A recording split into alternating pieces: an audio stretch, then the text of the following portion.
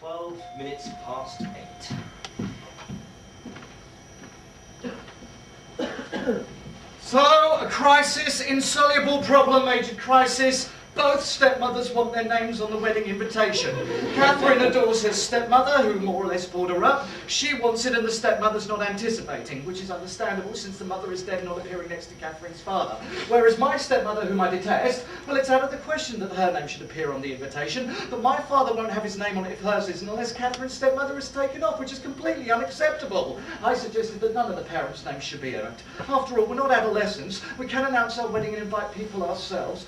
But Catherine screamed her head off and argued that that would be a slap in the face for her parents, who are already paying through the nose for the reception, and most importantly for her stepmother, who's already gone to so much trouble when she isn't even her own daughter. And I finally let myself be persuaded, totally against my better judgment, because she wore me down. I finally agreed that my stepmother, whom I detest, who is a complete bitch, should have the name on the invitation. So I telephoned my mother to warn her. Mother, I said, I have done everything I can to avoid this, but we have absolutely no choice. Yvonne's name has to be on the invitation. She said, if Yvonne's name's on the invitation, take mine off. I said, Mother, I beg you, please, don't make things any more difficult. She said, how dare you suggest my name is left around the car to float around on its own? As if I was some abandoned woman below Yvonne, who clamped onto your father's surname like a limpet. I said, Mother, I have friends waiting for me. I'm going to hang up and we'll discuss all this tomorrow after a good night's sleep. She said, why is it I'm always an afterthought? I said, what are you talking about, woman? You're not always an afterthought. Of course I am.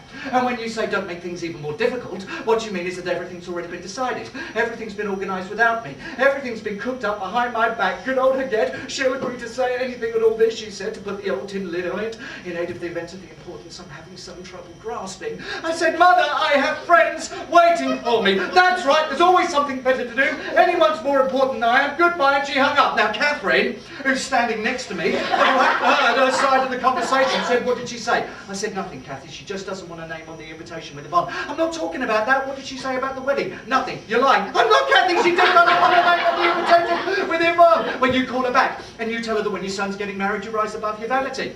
Well, you could say the same thing to your stepmother. That's got nothing to do with it. It's me. I'm the one who's insisting. I'm the one who wants her name on it. It's not her poor thing. She's personified. If she had any idea of the problem this is causing, she'd be down on both knees begging for her name to be taken off. Now call her back. So I called her. By now, I'm in shreds.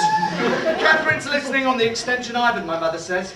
Up to now you have conducted your affairs in the most chaotic way imaginable, and just because out of the blue you have decided to embark on matrimony, I find myself obliged to spend all afternoon and evening with your father, a man who I haven't seen for 17 years, and to whom I was not expecting to reveal my hip size and my puffy cheeks. Not to mention Yvonne, who incidentally, may I tell you, according to Felix Polari, has taken up bridge. You see, my mother also plays bridge. Now, I know that none of it really happened, but on the invitation, the one item that everyone's going to receive and examine, I must insist on making a solo appearance. Now, Catherine, who's listening on the extension, she's shaking her head, screwing up her face in disgust. I said, Mother, why are you so selfish? I'm not selfish! I'm not selfish! You're not going to start on me as well? You're not going to be like Madame Romero this morning and tell me that I have a heart of stone, that everyone in our family has a heart of stone, that everyone in the family has a heart of stone, because that's what Madame Romero said this morning when I refused to raise her wages. She's gone completely mad, by the way, to 60 francs an hour tax-free. And she even had the gall to say that everyone in our family has a heart of stone, when she knows very well about poor Andre's pacemaker. And you haven't even bothered to drop him a line, have you?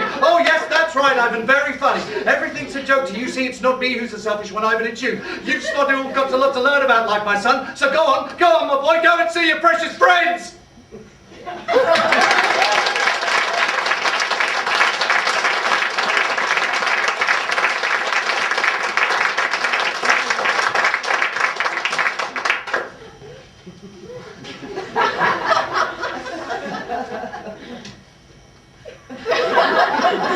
Then what?